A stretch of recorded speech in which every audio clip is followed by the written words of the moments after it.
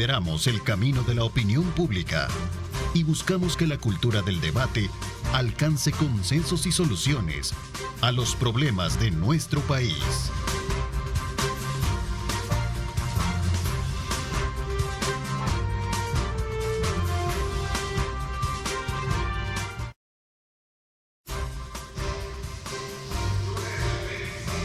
Marzo de 2024, qué placer enorme saludarles a ustedes a esta hora de la mañana, darle la continuidad respectiva a la programación que iniciamos desde tempranas horas de la mañana y sobre todo también en apertura a esta Semana Mayor, que desde la perspectiva de la Iglesia Católica, pues desde luego se celebra la Semana Santa, al igual que otras que acompañan precisamente todo este proceso de reflexión, de estudio y de memoria que nos trae al recuerdo, desde luego, como siempre, bajo la presencia misma de nuestra fe, de recordar esa pasión, muerte y resurrección de nuestro Señor Jesucristo. Día lunes, para algunos ya de vacaciones en sus periodos laborales, otros todavía laboramos.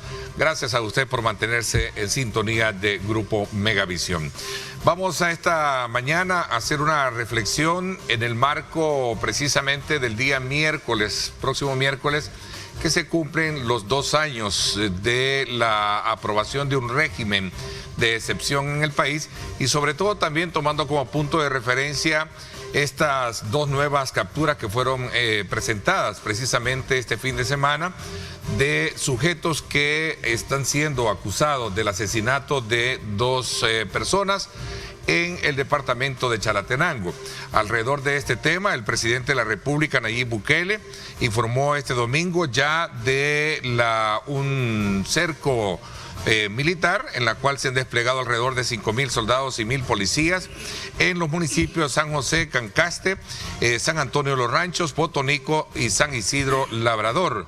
Todo esto en el departamento de Chalatenango con el fin de desarticular una clica de la pandilla 18 sureños vinculada a estos 2 homicidios cometidos recientemente. Decía el presidente, ya capturamos a los 2 culpables, miembros de la pandilla. No sé si tenemos ahí decía el presidente, ya capturamos en este caso, decía, a los culpables miembros de estas pandillas de cometer estos asesinatos, ¿verdad? Aparte de las imágenes de lo que hemos estado presenciando con relación a este cerco militar que sin duda alguna va a mantenerse vigente para los próximos días en estos municipios. Para hablar de estos y otros temas, me acompaña acá en nuestros estudios el experto en temas de criminología, el doctor Ricardo Sosa, a quien le quiero dar la más cordial bienvenida. Ricardo, ¿cómo estás? Bienvenido. Gracias por acompañarnos. Buenos días, licenciado Ernesto López. Buenos días a todos los televidentes y cibernautas. Que Dios les bendiga.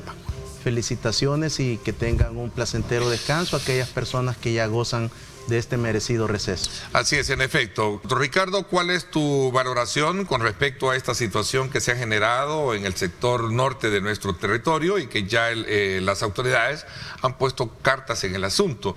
Te hago esta pregunta así de manera bastante abierta para que nos puedas contar qué es lo que está pasando, porque al final muchos son de la idea, cuando hacen el análisis respectivo del tema de seguridad, el tema del régimen y esta lucha que ha tenido el gobierno muy efectiva contra estos grupos terroristas delincuenciales, que todavía quedan remanentes en algunos espacios de territorio nuestro y otros que han tenido que huir fuera de nuestras fronteras. Cuéntame un poquito, una valoración desde esa perspectiva. No, lo que estamos observando es remanentes de estructuras de pandillas criminales que intentan reagruparse, que persisten en tratar de golpear y masacrar a la población y por supuesto una acción durante las últimas horas. Creo que muchas personas se fueron a dormir sin darse cuenta del anuncio del señor presidente, donde anunciaba este cerco en lo que es Chalatenango Sur.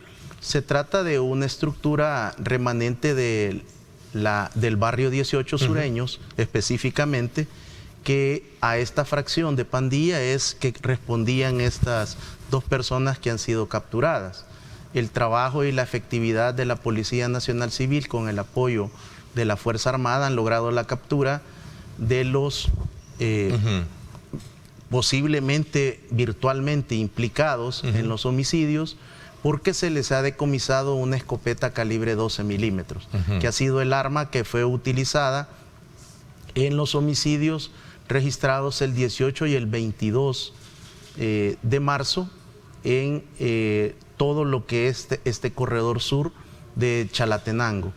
Me parece que ha sido un trabajo de mucha investigación, de mucha inteligencia, del trabajo de la Policía Nacional Civil que ha logrado, mediante prueba técnica pericial, llegar a la conclusión de que el arma que portaban estos sujetos que ahora están siendo imputados por delitos de homicidios, portación ilegal e irresponsable de arma de fuego, lesiones y otros delitos que serán en su momento cuando sean notificados en el tribunal respectivo sobre la acusación.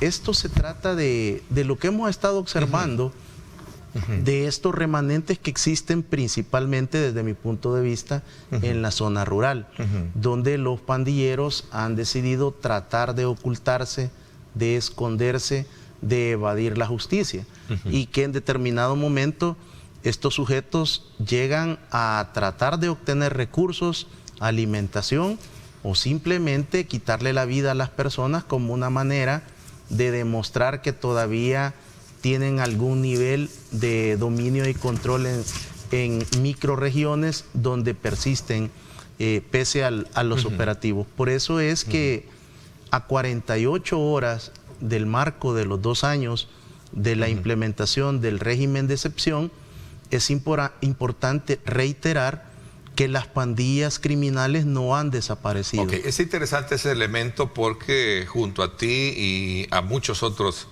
que conocen del tema, hemos hecho esa valoración para entender que la complejidad del problema que venía por años y por décadas es tan arraigado que falta todavía tarea que cumplir, ¿no? Bueno, esa es mi opinión, la he sostenido, la mantengo. Esto es una situación pues donde con tanta militancia que tenían estas estructuras criminales, las más de 78.500 capturas que supera este valor, por supuesto, de capturados en estos 2 años, no ha sido suficiente todavía para terminar de desmontar la estructura. Desarticular, sí. ¿Son términos similares o hay alguna diferencia? Porque se habla de desarticular este grupo o... Desarticular usualmente lo utilizamos para la estructura de mando y control. Ese mando control que tenía la Mara Salvatrucha 13 y el Barrio 18, con sus 2 fracciones y las otras pandillas que operaban principalmente en los delitos de homicidio, extorsión, desplazamientos forzados y robos, hurto, narcomenudeo, están gravemente impactadas. Es decir, durante el periodo de vigencia de la estrategia del Plan Control Territorial, no fueron capaces de poder tener la lectura de cómo la Policía Nacional Civil y la Fuerza Armada y la Fiscalía General de la República estaban en un combate frontal a estas tipologías delictivas. Luego, cuando el señor presidente invoca y solicita el régimen de excepción, invocando el artículo 29 de la Constitución de la República, tampoco han sido capaces de 2 palabras claves para las organizaciones criminales, y es la adaptación y sobreponerse. Estas 2 características yo no las veo en ninguna de las estructuras criminales. Me parece que no han tenido la capacidad de poder hacer esa mutación a una posible modalidad delictiva criminal, ya que el golpe de la Fiscalía, de la Policía y de la Fuerza Armada ha sido tan certero que en primer lugar ha golpeado sus finanzas criminales.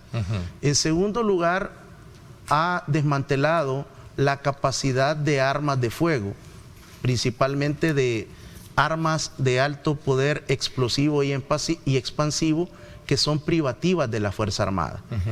Veo también un tercer componente, que es el golpe a la base de las estructuras criminales. Más de 78.500 personas capturadas solo en este periodo de 24 meses. Es incapaz la estructura criminal de generar un nuevo reclutamiento para poder compensar ese personal que necesitan. Y luego hay otro aspecto también muy importante, hay un golpe a la logística de la operatividad criminal. Este es el trabajo profesional y técnico de la Fiscalía, de la Policía y el apoyo de la Fuerza Armada. A ver, Ricardo, hay una versión que también recojo un poco de la Voz Populi, y es el hecho de que también, ¿por qué si en este caso los cercos militares representan como un ataque directo para poder penetrar, impactar territorialmente donde se sospecha que todavía hay remanentes de estos grupos, no se mantienen? Dos, tiene que ver mucho con el grado de confianza que ahora la población tiene para denunciar. Y para nadie es un secreto encontrarse a veces en las redes sociales con denuncias de la población cuando toma videos de que hay todavía sujetos sueltos en algunos barrios y colonias, ya sea de la capital o de otro municipio como tal. Ese elemento que usted introduce es bien importante sobre el fortalecimiento y la confianza de la población a denunciar y hacerlo en el plazo que sea lo más conveniente para efectos de investigación. En estos homicidios del 18 y del 22 de marzo cometidos por estos sujetos de la fracción de los 18 sureños, se generan algunos datos bien interesantes. Ellos atacaron en ambos eventos entre las 2 y las 2:15 de la tarde aproximadamente en ambas fechas, con la misma arma de fuego, que es un arma larga tipo escopeta calibre 12. En sectores de la carretera donde aparentaban algún tipo de bloqueo o obligaban a, en este caso, motociclistas, porque también coincide ahí en esa región, es muy frecuente el sistema de transporte de motocicleta. Al frenar la marcha, estos individuos lo hacían como una táctica de guerrilla, a salir a disparar estas escopetas calibre 12 que tengo entendido que son del cartucho que tira perdigones.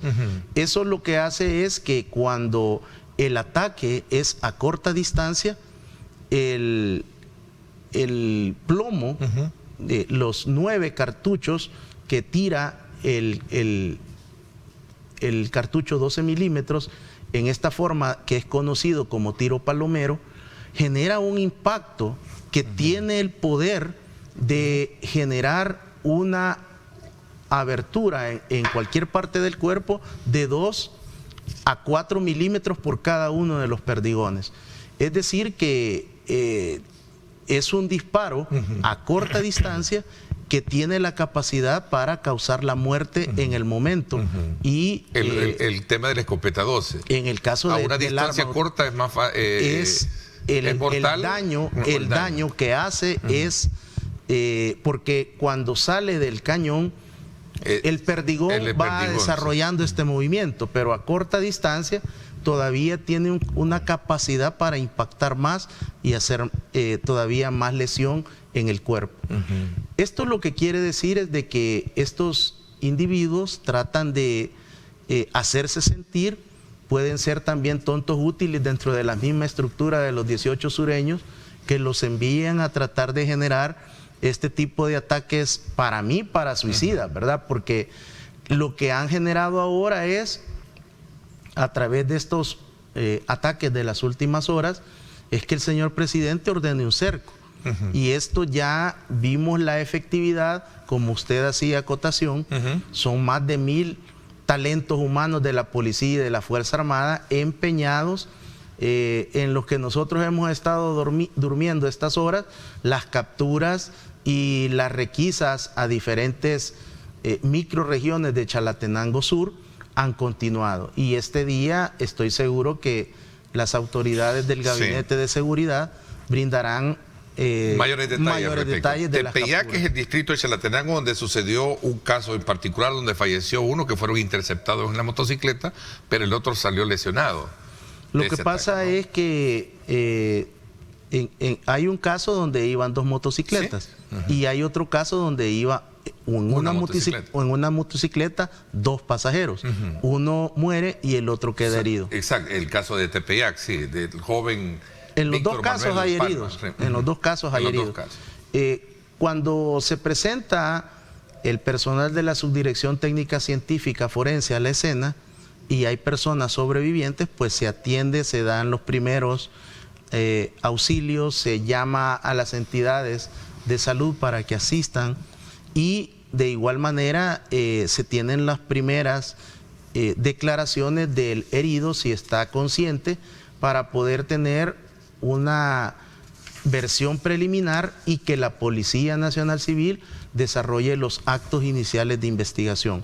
Eso es lo que usualmente sucede en este tipo de escenas y creo que el mensaje principal o la lectura que yo trato de atribuirle a esto, licenciado López, es que las pandillas continúan huyendo, tratando de escapar y también continuarán tratando de impactar y de golpear a la población a través de diferentes delitos que todavía tratan de llegar para mantener un nivel de mando-control.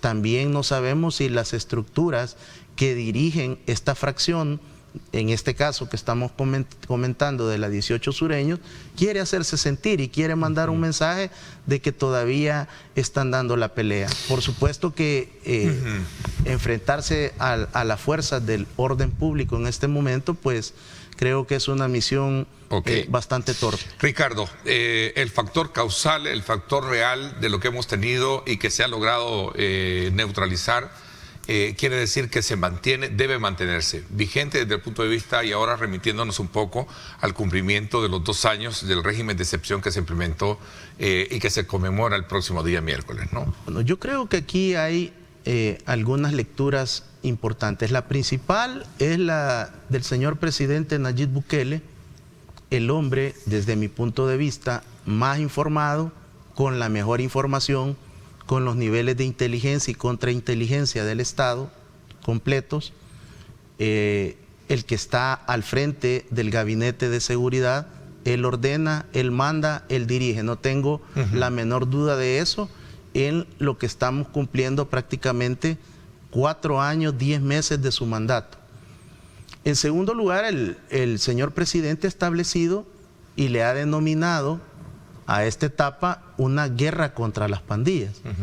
Y tanto él como cada uno de los titulares del gabinete de seguridad, lo que más han insistido en estos 24 meses es que el régimen de excepción va a finalizar hasta capturar al último pandillero.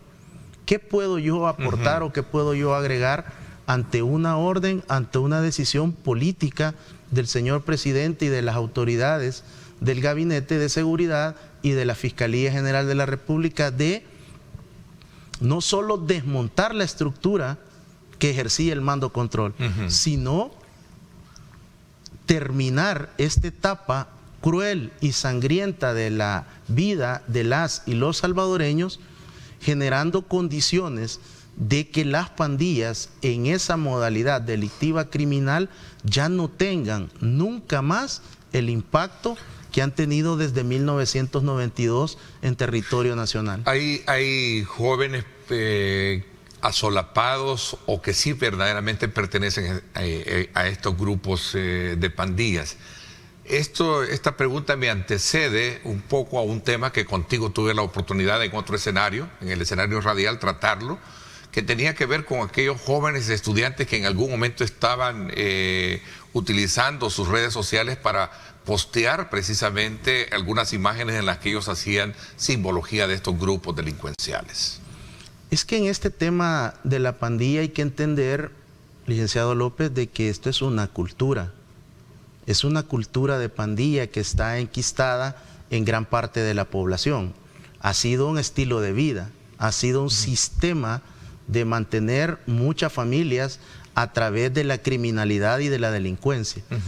Y en este momento lo que se ha observado, que por cierto ya la Policía Nacional Civil ha logrado establecer el orden en estos centros educativos donde estaban algunas estructuras remanentes de pandillas oportunistas, como usted lo llama, son personas oportunistas, colaboradores, son personas también que en algún momento tienen algún nivel de resentimiento contra el sistema, contra las autoridades, e intentan emular lo que su papá, lo que su abuelo, lo que su bisabuelo han desarrollado en el presente siglo. Porque cuando tú haces una puntualidad en ese tema, y lo voy a decir de una forma en la que espero no causar un poco pero atrevida, en términos de referencia de que hay muchos jóvenes que a la edad de los 10 años ya andaban con armas y te mataban, pues. Esa es una realidad, Ernesto. Aquí hemos tenido aspectos que mucha de la población los desconocía o no los quería aceptar. Aquí teníamos niños, porque esa edad que usted me está diciendo es un niño entre 8 y 10 años siendo utilizado, con un arma amedrentándote a ti por cualquier cosa, en cualquier territorio. Manipulado. Mire, era tan frecuente en el sector de Ataco, en las fincas, en los cafetales, cuando uno se introducía, realmente aparecían niños entre 8 y 10 años, 11 años, portando armas cortas, mostrándola a la vista, levantándose la camiseta y estableciendo retenes de punto control. La gente tenía que detenerse porque usted no sabía si ellos le iban a disparar o habían otros atrás de ellos. La gente paraba a un niño que le establecía una señal de mando control. Lo que quiero tal vez establecer en este momento es que durante todo el siglo y ahora en el 2024 continúa un factor preponderante y es la ausencia de padres de familia significativos. La pandilla tuvo la capacidad de leer los daños y la necesidad que tenía la familia salvadoreña, parte de la familia salvadoreña. Las pandillas, si lo podemos mencionar, tuvieron la capacidad de tener una lectura que aún nuestras autoridades en los 3 órganos del Estado no lo hicieron en las administraciones anteriores. Tampoco los alcaldes, que por cierto son los más ausentes dentro de la estrategia del Plan Control Territorial y dentro del régimen de excepción. Las 262 alcaldías han estado completamente ausentes de apoyo de acuerdo a las competencias que les atribuye el Código Municipal. Ya vamos a hablar de las razones de eso, porque quiero también examinar un poco la correlación de fuerza frente a ese nuevo escenario que se nos viene por delante. Pero bien. Pero le decía, en esta situación la pandilla sabe leer la ausencia de padres significativos, el abandono y la falta de comunicación. Aquí tuvimos los casos extremos de que hijos de pastores se involucraron en la pandilla. ¿Qué quiere decir? Que los pastores estaban cuidando a la grey, levantando obras, levantando sucursales de las iglesias, mientras sus hijos no tenían con quién conversar, no tenían a los pastores, que su principal ministerio es pastorear y monitorear la vida de sus hijos, abandonados. Por eso es frecuente ir a cualquiera de los centros penitenciarios y cuando usted habla con las y los privados de libertad, le dice, mire, si yo conozco del evangelio, mis padres eran pastores, pero eso no lo exime ni es una excepción de que no pudo haber caído en este tema de la pandilla. Cuando las pandillas iniciaron, entre 1992 y aproximadamente el año 2004, se desarrollaba un ritual de golpizas de 13 y 18 segundos. Cuando ese joven en el suelo, con costillas quebradas, con patadas y puntapiés en el hígado, en los pulmones, en la cabeza, estaba emanando sangre, lo levantaban del suelo y lo obligaban a ver en ese momento al homeboy. Lo miraba fijamente y le decía, bienvenido a la familia. ¿De qué estamos hablando?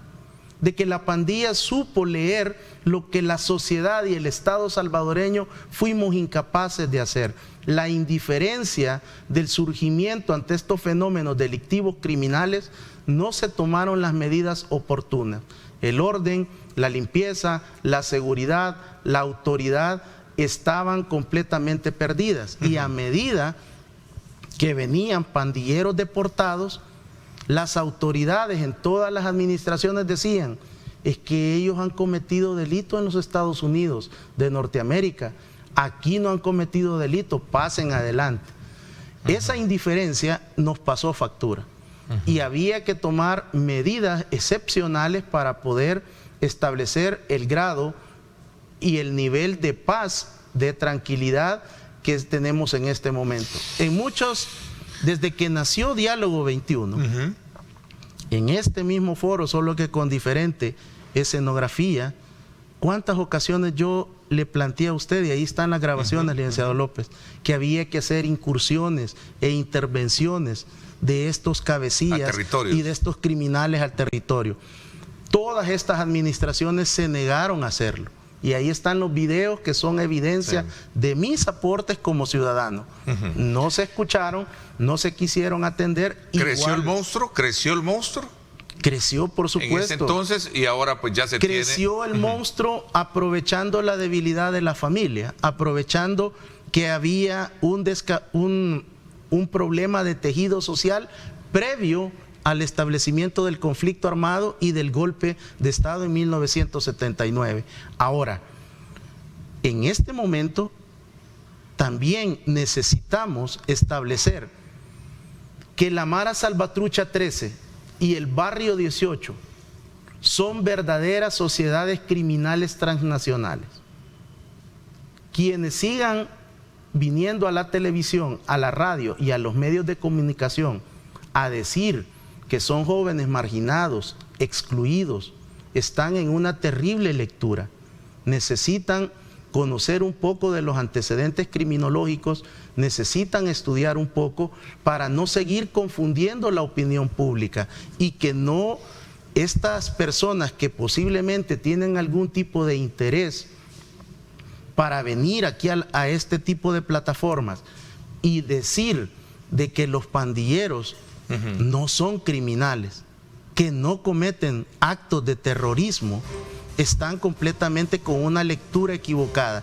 Y tan evidente así es que a 48 horas del régimen de excepción, un nuevo cerco militar ha sido ordenado. Interesante, voy a hacer una pausa, Ricardo. Cuando regresemos, es necesario continuar entonces con este régimen, ¿no? Porque ha sido parte de una discusión paralela que se genera en cuanto a reconocer que ha sido un factor que ha facilitado tener los resultados actuales de lo que estamos hablando, es decir, prácticamente cero homicidios y muy neutralizado el tema de la violencia en el país. Por un lado, el escenario electoral dejó como resultado propicio para poder de alguna manera el gobierno tener las herramientas necesarias para poder haciendo cambios dentro de estas estructuras que sin duda alguna representan ahora un motivo y circunstancia positiva para que el país pueda despegar económicamente. ¿Cuál es tu lectura al respecto? Voy a hacer una pausa, 7:01. Gracias por estar con nosotros.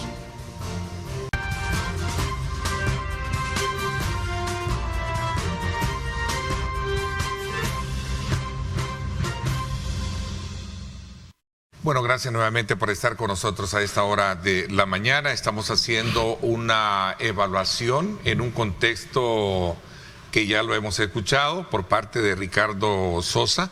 Él es un experimentado y conocedor de temas de seguridad y que a lo largo de los años hemos venido desde luego haciendo lecturas bastante precisas de cuál ha sido el comportamiento que ha venido experimentando el tema de la violencia en el país.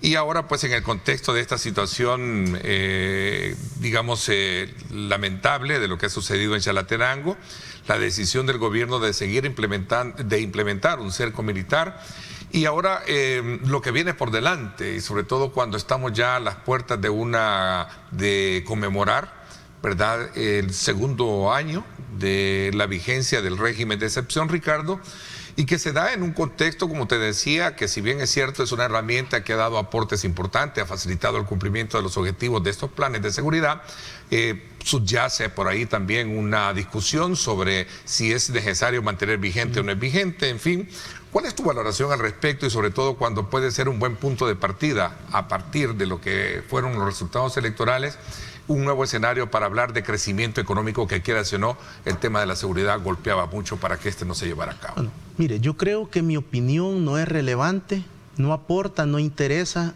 sobre lo que Ricardo Sosa puede opinar sobre la continuidad del régimen de excepción, pero lo que sí es importante es establecer la premisa con la cual inicié mi participación en la primera parte, y es que el señor presidente Nayib Bukele ha establecido con su gabinete de seguridad y la fiscalía que el régimen va a continuar siendo prolongado las ocasiones que sea necesario hasta capturar al último pandillero. Creo que hay muy poco margen para que alguien como yo emita una opinión ante tan contundente, categórica decisión y voluntad política del señor presidente y sus titulares del Gabinete de Seguridad Ampliado y por supuesto el apoyo de la Asamblea Legislativa de la Corte Suprema de Justicia. Hay una unidad y una muy buena coordinación que se lo estipula la Constitución a los tomadores de decisiones.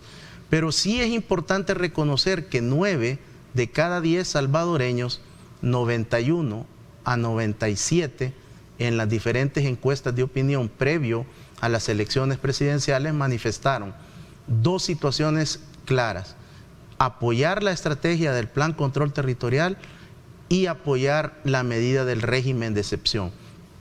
¿Cuál fue el resultado en las elecciones de febrero del 2024? Que el 85% de la población que acudió a la urna votó por el presidente Nayib Bukele. Una lectura sobre lo cual emití un editorial es que esa decisión de los ciudadanos en las urnas, desde mi punto de vista, se puede representar en una figura de plebiscito a la política pública del presidente Bukele. Ante las encuestas de opinión, ante la opinión de la población, ante la gente en los parques, en las plazas, en los espacios públicos hasta altas horas de la noche, ante los emprendimientos que existen en diferentes comunidades, como el sector de Altavista. Ahí es impresionante la cantidad de negocios que están funcionando durante los últimos 24 meses.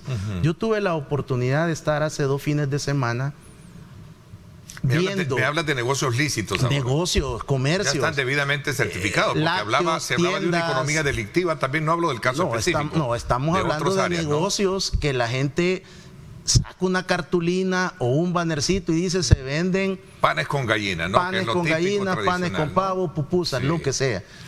El segundo aspecto que le quiero mencionar es: yo opino de lo que me consta, de lo que estudio e investigo.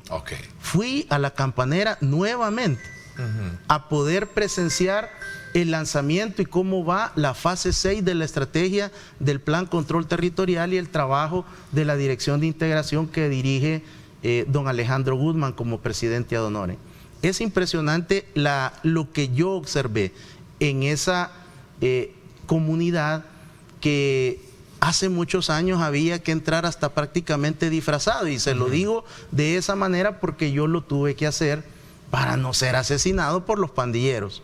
Entonces, cuando yo voy al territorio y me doy cuenta de lo que está sucediendo, de la articulación de varias instituciones del país, del gobierno, como la PGR, la Procuraduría General de la República, el Ministerio de Educación, el Ministerio de Salud, actuando en unidad con la Dirección de Integración, me parece que la Campanera se puede convertir, si todos brindamos nuestro aporte, en un excelente procedimiento donde tengamos protocolos de actuación y buenas prácticas para poder intervenir positivamente otras comunidades que estuvieron olvidadas. En pocas palabras, es lo que contigo siempre hemos dicho: el Estado no debe de estar ausente de estos territorios. Cuando hablo de Estado, hablo de el Estado, un modelo, somos todos, usted y yo también. Un modelo de integración, de inclusión, ¿verdad?, que tenga que ver con mejores parámetros educativos, mejores parámetros de salud y de otros aspectos elementales que tienen que ver con el apoyo del Estado frente a una realidad de territorio que se volvió vulnerable y vivero para estos grupos delincuenciales. Esto fue el motivo sociológico por el cual en algún momento creo que también siempre lo hemos mantenido vigente en los análisis. Existen diferentes teorías criminológicas que nos pueden aportar. De hecho, yo estoy escribiendo en este momento algunas vinculaciones del caso de estudio de El Salvador a teorías criminológicas. Y es importante establecer que el factor principal no es la pobreza, es la marginación, la exclusión y la falta de servicios básicos asistenciales que el Estado debe de proporcionar. Aunado a esto, la falta de un verdadero programa o sistema de educación. Hay que abrir las escuelas. Desde que yo estaba en el colegio se decía la escuela de tiempo pleno. Ya ahora peino canas y esa escuela de tiempo pleno todavía está en proceso. Y quiero decirle que en La Campanera se está trabajando ese modelo. Entonces, hay un trabajo muy bien articulado. Creo que, como es normal, la fase 6 no tiene la cobertura de los medios de comunicación que debería tener. Desde mi punto de vista, la fase 6 trabaja una etapa en combatir los factores criminógenos que nos llevaron a estas condiciones. Y es una apuesta de mediano y largo plazo a combatir la pobreza. Eso es lo importante. Y no es una carrera de 100 metros. Esto es un esfuerzo de la Dirección de Integración que debe de trascender administraciones. Y por otro lado, creo que es relevante, cuando usted habla del Estado, es importante asesorar e instruir a los televidentes y cibernautas que el Estado está conformado por la población, el territorio y las instituciones. No es el gobierno, no es el órgano ejecutivo únicamente. El Estado, como parte de la población, están ustedes y estamos nosotros. Tenemos que participar y no tenemos que perdernos de ser protagonistas desde nuestra microrregión, desde el rol que tengamos como ciudadanos. La ciudadanía implica derechos y obligaciones. El pueblo prácticamente no las tiene, pero cuando nosotros hablamos de ciudadanos es un estadio superior al que debemos aspirar. Y ahí, licenciado, reitero, ¿a dónde están las alcaldías? Las alcaldías... ¿Han sido las más ausentes a tu Las criterio? Alcaldías, las 262 ¿sí? Alcaldías han estado ausentes durante los 3 años de administración municipal que les correspondió dentro del gobierno del señor presidente. ¿Por qué razón crees tú que eso ha sido así? Porque también cuando trasladamos a una lectura con base a los resultados que se obtuvieron en las pasadas elecciones y que muchos las perdieron, también se habla de que producto del descuido es que porque en su momento ellos perdieron, digamos, las elecciones. Este es un factor que también, que tú me mencionas esta mañana, que me viene a dar la razón, a darle la razón a ese planteamiento. Es que lo que sucede... Es decir, fueron ausentes de toda su labor. Ausentes del producto y de la estrategia y de la política ganadora del señor presidente, que es el Plan Control Territorial. Tanto la oposición política como los alcaldes se desconectaron del Plan Control Territorial y dijeron, bueno, miren, señores del gobierno, resuelvan ustedes. Y ni siquiera los alcaldes han tenido la capacidad de trabajar en las funciones básicas de la limpieza, el ornato, la recolección de desechos sólidos y las calles que a ellos les corresponden. Fueron incapaces de cumplir las 14 funciones que les atribuye el Código Municipal, a los consejos municipales también. Entonces, y hay otros alcaldes que se equivocan, creen que uniformar a los cuerpos de agentes municipales como que fueran mini humo, eso es estar en favor de la seguridad. Señores alcaldes y alcaldesas que van a tomar posesión el 1 de mayo, no se equivoquen, ustedes no tienen la competencia municipal de combate y represión. Ustedes tienen dos competencias que son la prevención y la disuasión, únicamente. Trabajen articulado, acérquense al gobierno central, acérquense al gabinete de seguridad, acérquense al jefe de policía departamental para coordinar y pónganse a la orden. Otro aspecto, licenciado López, mire, los cuerpos de agentes municipales, ya es hora que exista una reforma. ¿Qué es eso de estar cuidando solo los mercados y las plazas y la propiedad municipal? Que den un paso en pos de la seguridad ciudadana. Hay que cambiar esa competencia. Aquí llegamos al colmo de que han asaltado gente en frente de personal del cuerpo de agentes municipales, y cuando la policía le pregunta, le dice: fíjese que en ese momento yo estaba preparándome un café, esa no es mi labor, tengo orden del alcalde, ¿no?, de mantenerme aquí. Cuando solo basta que den un metro al frente y ya se incorporan al plan de disuasión y de prevención de la estrategia del plan control territorial. Otra moda de los alcaldes salientes y que pueden cometerlos, que lleguen, es instalar cámaras de videovigilancia y considerar que esta es la medida que le están ayudando al gobierno. Si usted, alcalde, no le dé el acceso mediante la plataforma de IP del control del sistema de circuito cerrado de televisión, usted prácticamente no está ayudando. Si usted publica imágenes de robo o de hurto y las sube a las multiplataformas de redes sociales, usted está presentando un anticipo de prueba que el juzgador puede decirle a la Fiscalía General de la República que no le recibe ese video. ¿Y cuántos errores han existido en el pasado en ciudades como San Salvador, como Santa Tecla, que publicitaban y promovían los videos sin el respectivo embalaje y sin la respectiva cadena de custodia? Por lo tanto, ahora yo lo que hago, este respetuoso llamado a los nuevos alcaldes, ya los que se van, pues prácticamente terminan con el apoyo prácticamente minoritario, con un nivel de ausentismo a la elección municipal. Y hay alcaldes que han perdido en los municipios que gobernaban municipalmente. Qué lapidario perder donde yo era el alcalde y ahora me van a agregar 3 o 4 municipios. Si hay un principio bíblico, que es la ley de los talentos. Si yo no fui capaz de administrar un talento, ¿cómo voy a administrar los demás? Pero ese mismo digamos, síntoma también fue acarreado por aquellos partidos o políticos que en su momento se opusieron al régimen de excepción y que no resultaron electos para la Asamblea Legislativa. Voy un poco al escenario legislativo, porque también creo que la misma historia pasó por ellos. Por supuesto, les pasó factura. Si, mire, la legislación 2018-2021 se dedicó a torpedear al señor presidente Bukele y a los titulares del gabinete de seguridad. ¿Qué piensas Hubo tú? 2 interpelaciones. Sí, claro. ¿Qué piensas tú de aquellos que sostienen de que existen las suficientes herramientas legales para mantener, para ser aplicadas y no seguir con el régimen de excepción? Las reformas legales las ha ejecutado y las ha solicitado el presidente Bukele por medio del señor ministro de Justicia y Seguridad Pública.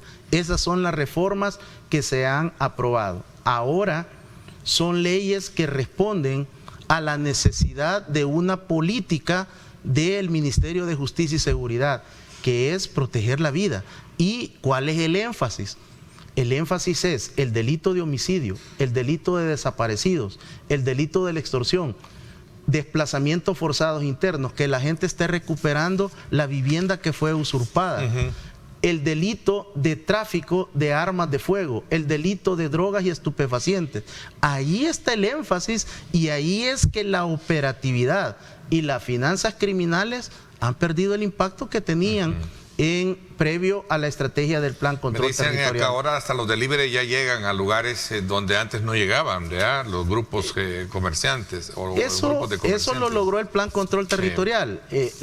A lo que me refiero, Ernesto, es que tenemos que tener una lectura diferente. Los beneficios en la economía, los nuevos emprendimientos, el crecimiento que lo podemos establecer a través de los afiliados y afiliadas al Instituto Salvadoreño del Seguro Social, los nuevos cotizantes tanto en el Seguro Social como en la AFP, el crecimiento económico. ¿A dónde está estos 2 años? Hay negocios, hay empresas, Ernesto, que están cumpliendo 24 meses de no pagar extorsión.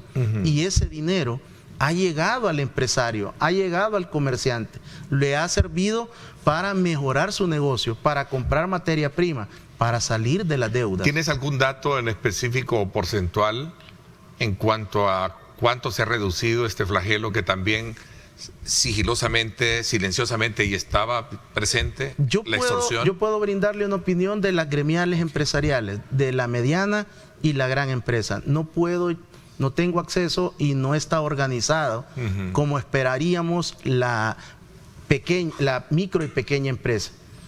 Pero entre la mediana y la gran empresa, que incluye al transporte público de pasajeros y sus gremiales, mi estimación es que entre el 97 al 98% se ha reducido el delito de extorsión a nivel nacional. Existe todavía extorsión, hay remanentes, porque la Policía Nacional Civil, a través de sus multiplataformas de redes sociales, la Fuerza Armada, el Ministerio de la Defensa Nacional, informan a la población. La Fiscalía General de la República informa también de las nuevas acusaciones sobre personas capturadas por el delito de extorsión. Este es un esfuerzo que debe de continuar y con la participación ciudadana. Ya no debemos de estar ausentes, ya no debemos de estar alejados. Así es, yo creo que ese es un elemento importante para coronar un poco el análisis y la lectura que hemos tenido.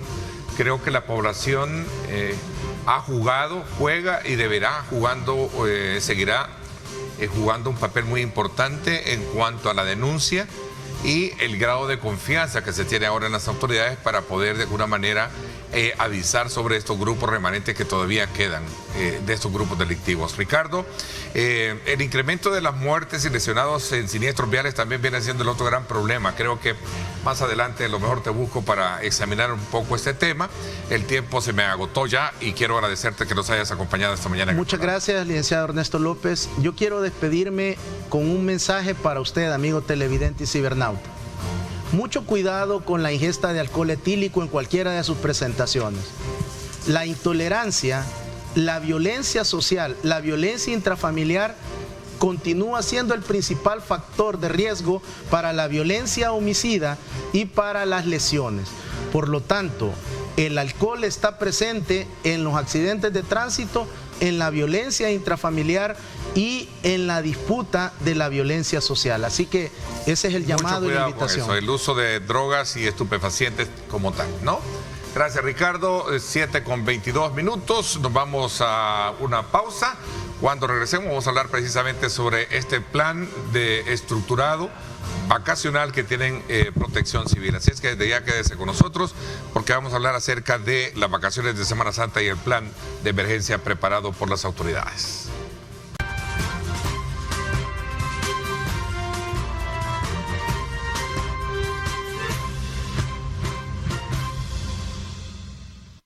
Gracias nuevamente por estar con nosotros a esta hora de la mañana. Importante información para que usted se mantenga informado precisamente sobre el estado del tráfico y las actividades que se van a dar en el marco de la celebración religiosas, culturales y con el inicio de esta Semana Mayor.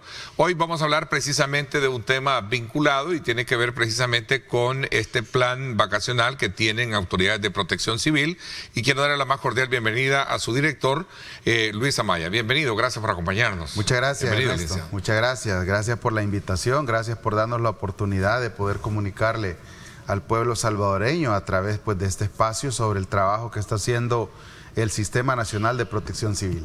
¿Cuál es la expectativa que se tiene con respecto a este nuevo escenario que se nos presenta y que sin duda alguna es para ustedes siempre la principal misión, es contener, bajar y minimizar, evitar tragedias durante este periodo? Justamente esa es nuestra expectativa, Ernesto, esperar que las personas acaten las recomendaciones inicialmente, porque al final creo que es bien importante decir que por más disposiciones que nosotros tengamos de operativos, de talentos humanos, de infraestructura, incluso pensando en digamos, en la gestión de emergencia con todos sus componentes, hay un elemento bien clave que no puedo dejar de mencionar, y es la disposición que las personas tienen a acatar o no acatar las recomendaciones, sí, ¿verdad? Entonces, insisto, nuestra expectativa ahora mismo es que todo mundo que esté pensando, o todas las personas que estén pensando,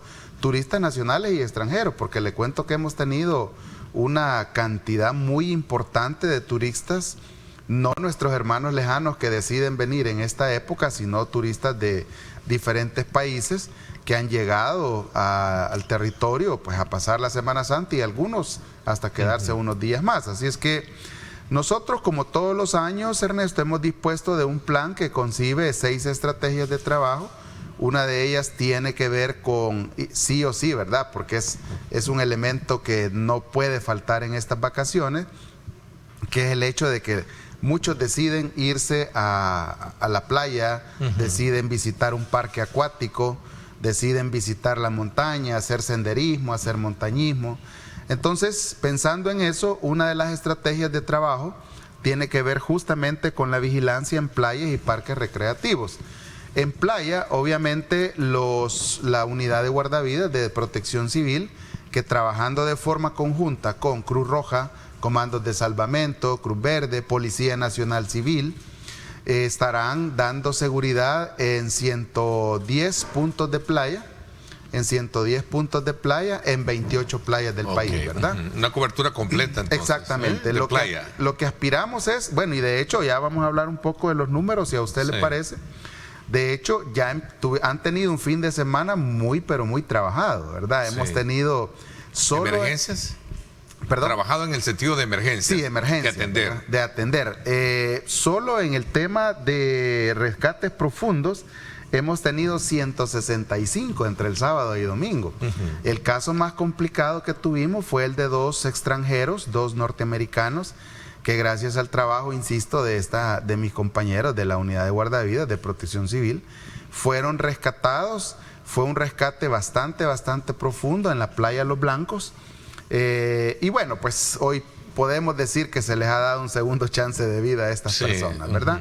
¿Y eso es imprudencia de no saber nadar? En algunos casos es una mezcla de varias cosas. Factores que tienen que ver también con ingesta de bebidas alcohólicas o drogas. Exactamente, etcétera, ¿no? Es una mezcla de varias cosas. Yo podría asegurarle que básicamente son cuatro factores los que hay que valorar ahí. Que se identifican en una situación de esta naturaleza. Exactamente. Y vea usted que lo hemos identificado en todas y cada una de las playas donde nosotros hemos estado. Número 1, definitivamente la irresponsabilidad en la ingesta de bebidas alcohólicas. Hace 2 domingos, exactamente hace 2 domingos, Ernesto, tuvimos que incluso llamar a la policía para que nos, de forma coordinada, para que nos apoyara, porque hubo una persona que en un total y completo estado de ebriedad, incluso hasta quiso agredir a uno de nuestros compañeros guardavidas, simple y sencillamente porque le dijo: en ese estado usted lo que va a hacer es provocar su ahogamiento, por favor no ingrese, morirse, ¿verdad? Entonces, el punto es que ese es un factor. El otro factor, la falta de pericia, ¿verdad? Y aquí quisiera resaltar algo yo. Yo sé que hay personas que son muy habilidosas nadando, yo sé que hay personas que en una piscina pueden hacer gala de todas sus destrezas, pero el mar no es para eso. No, el mar tiene otra... Tiene, digamos, varios componentes. Exactamente, eso es otra forma, ¿verdad? Entonces, yo sugiero o recomiendo que por favor, si quieren hacer gala de sus habilidades en la natación, se vayan a una piscina. El mar no es para eso, ¿verdad? En algunos casos es la misma falta de pericia para eso. Sí, porque el mar tiene corrientes. Exactamente. Y a eso iba. El tercer factor tiene olas. Exactamente. El tercer factor justamente tiene que ver con eso, que son las famosas corrientes de retorno, ¿verdad? Las corrientes de retornos que son propias de todas las playas del mundo. O sea, en algún momento se ha querido denotar que es El Salvador el que tiene las playas, digamos, en algún momento hasta se hizo ver que eran las más peligrosas. No es cierto. Todas las playas del mundo, Ernesto, todas las playas del mundo tienen corrientes de retorno. Entonces, ¿qué es lo que se ocupa en este caso? Que simple y sencillamente sigan la recomendación de nuestros compañeros guardavidas. Ellos que conocen muy bien el territorio, ellos que algunos de ellos hasta han crecido ahí, ¿verdad? Entonces, conocen muy bien, saben identificar o tienen la pericia para identificar cuando hay una corriente de retorno. Y justamente ahora, en un trabajo muy coordinado con el Ministerio de Turismo y el Instituto Salvadoreño de Turismo, se ha provisto de banderines en todas las playas para que, utilizando esos banderines, puedan alertar a las personas de cuándo es el momento más propicio para adentrarse en el mar. Entonces, si en algún momento ven un banderín rojo o un banderín negro, ese es el momento en el que nadie, absolutamente nadie, debería ingresar al mar. ¿Hay un horario específico que determine la autoridad que esté en estas 28 playas, son, ¿verdad? Sí, 28 que van a tener playas, presencia. Sí. Para poder entrar y para poder mantenerse fuera. Efectivamente. Sí, a partir del uso de esta señalización. Efectivamente, Ernesto. Hemos dispuesto desde las 8 de la mañana hasta las 12, haciendo un paréntesis, digamos, o haciendo una pausa entre las 12 y las 2 de la tarde, pensando en que las personas tienen que tomar sus alimentos, pensando en ese ciclo que debe respetar todos los que vamos a disfrutar del mar para hacer la digestión, ¿verdad? Para no tener un problema cuando ya se adentra nuevamente al mar. Entonces, y luego, desde las 2 de la tarde hasta las 6 de la tarde. Hemos extendido el horario, le cuento. Hemos extendido los horarios a fin de que las personas tengan más tiempo de poder disfrutar, ¿verdad? Nuevamente, les pedimos que por favor, una vez se dé el pitazo de salida a las 6 de la tarde, que ya nadie lo haga. La lógica, mejor dicho, Ernesto, con la que se determinan esos horarios es que se debe aprovechar única y exclusivamente la luz de día para poder hacer estas actividades. Incluso los rescates, cuando ya son después de las 6 de la tarde, son mucho más complicados. Yo quisiera ahora aprovechar este espacio también para felicitar indudablemente no solamente a la unidad de guardavidas de Protección Civil, sino a todos los cuerpos de socorros y a todas las instituciones que ponen a disposición el talento humano en estos días para estar cuidando playas. Algunos de ellos, incluyendo gente de Protección Civil, Ernesto, se quedan incluso más allá de las horas, de las 6 de la tarde. Cuando nosotros hemos tenido la oportunidad de hacer recorridos y yo les pregunto, bueno, ya son las 6 ¿y qué pasa? ¿Por qué siguen aquí o ya son las 7? Es que tenemos un grupito y hasta me lo señalan, aquel que después de tantos pitazos no quieren hacer caso, no se quiere salir. Entonces preferimos rescatarlos de aquí cerca y no que después nos vayan a llamar para ir a sacarlos para irlos a sacar detrás de la rehabilitación. Hay un elemento importante que resalta la actividad digamos altruista de estos salvavidas y es el hecho de que el paso del hombre, por cierto, lo ganó una mujer. Una mujer, ¿verdad? Sí. Vamos a hablar de esto cuando regresemos. Me están pidiendo una pausa, 7:38 cuando regresemos. Gracias a usted por estar con nosotros. ¿Quiere información? ¿A dónde llamar por cualquier emergencia? Hay dispositivos para que usted pueda tener de primera mano, primeros auxilios, auxilio en carretera también que el Ministerio de Obras Públicas tiene para que si usted tiene algún problema con su vehículo pueda llamar. En fin, tantas cosas que vamos a aprovechar a abordarlas cuando regresemos. 7:39, pausa y volvemos.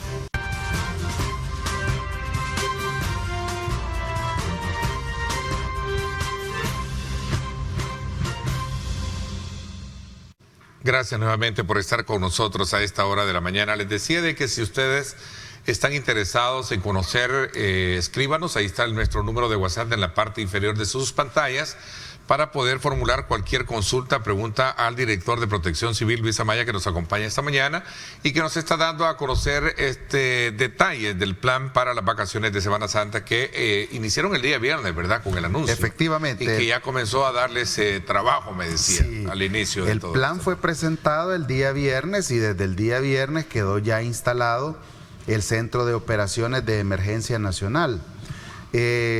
¿Por qué tener centros de operaciones? Y le cuento que ahora pues, y como ha venido sucediendo en los últimos años, tenemos una participación muy importante y muy activa de los gobernadores departamentales de cada uno de los departamentos pues, de nuestro territorio, que en su calidad de presidentes y presidentas de comisiones departamentales de protección civil han activado sus propios planes, han activado sus propios centros de operaciones. Hay departamentos que tienen mucha, pero mucha actividad en cuanto a parques acuáticos se refiere. Por ejemplo, La Paz, que básicamente tiene todas estas playas que son muy frecuentadas, la Costa del Sol, Los Blancos, San Marcelino, Usulután con El Espino, y otras pues que son muy frecuentadas, ¿verdad? En el caso de La Libertad, ni qué decir, todos sabemos lo que ¿Y hay representa. alguna, pregunta alguien, hay alguna playa que sea considerada peligrosa, menos peligrosa o nada de peligrosa? ¿Cómo no? Todas son peligrosas. Sí, indudablemente que sí. Bueno, más que decir que todas son peligrosas, todas tienen sus particularidades, ¿verdad? ¿Habrá alguna que tiene mayor incidencia en el grado de siniestralidad, digamos, de tragedias, o en este caso de corrientes que representen? Yo hablaría más de corrientes de retornos. Hay playas como por ejemplo la playa de San Diego, ¿verdad? La playa de San Diego, la playa de Flores. Se generan muchas corrientes ahí. Se generan muchas corrientes de retorno, ¿verdad? Y es por la misma particularidad, la topografía, digamos, de la playa. Eso no suele suceder, por ejemplo, en El Espino, en El Cuco, en El Tamarindo, que son playas en las que justamente la playa tiene mucha planicie, entonces la capacidad de arrastre de las olas no suele ser tan fuerte como la que tiene, por ejemplo, San Diego, la que tiene Playa Las Flores, ¿verdad? Toda esa zona básicamente. Sí. ¿Qué es lo que pasa en este tipo de playas? Bueno, en primer lugar, si de repente los amigos televidentes van a cada una de estas playas, se darán cuenta que es donde tenemos más puntos de playa, es decir, donde tenemos destacados más guardavidas. ¿Por qué? Lo que hemos hecho es una disposición de talentos humanos o de guardavidas en función, número uno, de la cantidad de personas que se estima que visiten esa playa. Otra en la que, si bien es cierto, no hay muchas corrientes de retorno, pero se producen los famosos alfaques o los hoyos que se hacen en la playa, es el Majagual, ¿verdad? Es el Majagual. En ese sentido, nuestro amigo televidente o los turistas que vayan a la playa se darán cuenta que solo en el Majagual, por ejemplo, tenemos 8 puntos de playa, es decir, es una playa con 8 diferentes puntos de vigilancia. Es decir, que ahí hay 8 guardavidas, en algunos casos 16, porque en estos días redoblamos el trabajo pensando en la cantidad de afluencia que podríamos tener. El año pasado en la playa del Majagual, entre el sábado de Gloria y el domingo de Resurrección, se registró creo que un promedio de 2.000, 2.500 personas que llegaron. Entonces se dará cuenta usted de cuánta es la probabilidad que tenemos. Yo insisto, no me gustaría hablar de playas peligrosas. Yo lo que creo es que todas las playas tienen sus particularidades. Hay algunas que obviamente no representan riesgo alguno. El caso, por ejemplo, del Cuco, ya les decía, el Cuco. Por la amplitud que tiene el territorio, ¿no? Tiene el territorio. Sí, es decir, son playas abiertas, son planas y todo eso frea. Les decía de que había una mujer que había ganado el Paso del Hombre, ¿no? Sí, y mire qué interesante, porque una mujer gana el Paso del Hombre en el mes que se conmemora el Día Internacional de la Mujer, ¿verdad? Entonces yo creo que... alarde, ¿no? Exacto. Entonces, mis felicitaciones para ella. Ahora mismo no recuerdo cuánta es la distancia total que nadan, pero obviamente es muchísimo, ¿verdad? Así es que es una competencia muy importante que viene desarrollando la Cruz Roja salvadoreña. Una prueba acuática importante para poder medir los alcances de capacidad que pueden tener los que participen, ¿verdad? Y cruzar esa, que no sé si son 32 kilómetros, ¿no? Ahora mismo no sabría decirle lo que... Sería demasiado impreciso, pero sí, anda con una muy buena medición para ver la capacidad que tiene. Entiendo que sí. Digamos que esta prueba la ha venido realizando la Cruz Roja desde muchísimos años. En esta oportunidad, pues, dichosamente la primera que, digamos, que la completó fue una mujer, ¿verdad? Ok, hablemos un poco de otras áreas de cobertura que se van a tener. Como le comentaba, desde ese punto de vista de no solo playas, sino que también carreteras. Efectivamente. Y montañas, ríos, ¿no? De hecho, le comentaba a Ernesto que el plan, insisto, incluye 6 estrategias. Esta es una de las 6 en las que se ha centrado.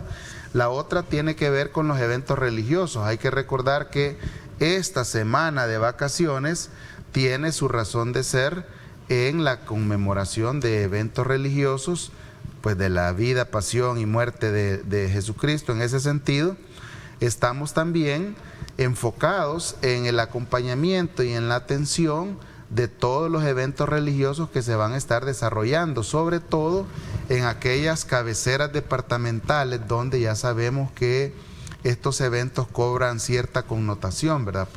Estoy hablando de Sonsonate, estoy hablando de San Vicente, San Salvador con la Catedral Metropolitana. De hecho, el día de ayer estábamos por la mañana dando, digamos, cobertura.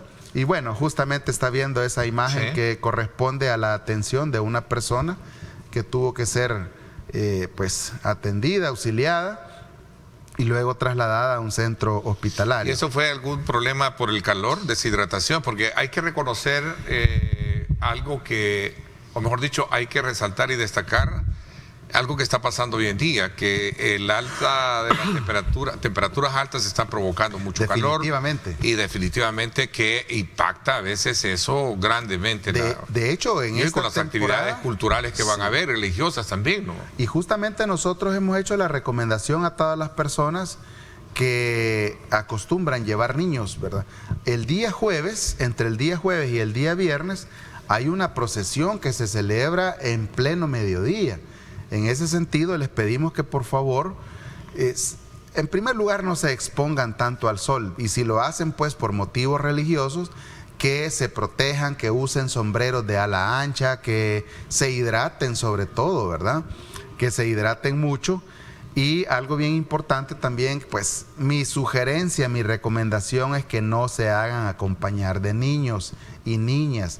Ellos son mucho más lábiles a padecer una deshidratación. En ese sentido, mi sugerencia o nuestra recomendación es que no se hagan acompañar. Como usted bien lo apuntaba, también otra de las estrategias tiene que ver con el trabajo que se va a estar haciendo en las carreteras. Esto obviamente pues coordinado por el Viceministerio de Transporte, Policía Nacional Civil, la unidad de dopaje del Viceministerio de Transporte. La otra estrategia es la vigilancia en comercios, que obviamente la va a estar desarrollando no solamente la Defensoría del Consumidor, sino que también el Ministerio de Salud, en función de que los productos alimenticios que se están manufacturando no se disparen por motivo de la temporada, ¿no? Exactamente, eso por el lado de la Defensoría del Consumidor. Por el lado del Ministerio de Salud, pues hacer las mediciones respectivas de que la normativa que tiene que ver con la manufactura, con la provisión de alimentos, se esté haciendo como debe ser a fin de evitar alguna exacerbación en enfermedades gastrointestinales. Alteraciones en los productos, porque más de alteraciones también es en el manejo de cómo se preparan los productos. Porque creo que ese es un punto bien importante a la hora de salir, valorar muy bien los hábitos de higiene que se tienen para la elaboración de esto, ¿no? Efectivamente. Y luego, las otras dos estrategias, las concentraciones masivas. En esta temporada, Ernesto, siempre tienden a desarrollar en algunos lugares conciertos, pequeños conciertos. Entonces, bien o mal, aunque sea de noche o tarde noche, usted mismo lo decía, el calor en estos días es un poco exasperante. En ese sentido, es importante pues darle cobertura a fin de prever si hay alguna persona que esté sufriendo de algún golpe de calor, ser atendida a la brevedad posible y trasladada a un centro asistencial. Ok, cobertura también de Turicentro, ¿verdad? Por supuesto. Voy a hablar de esto cuando regresemos, 7:51. Gracias por estar con nosotros.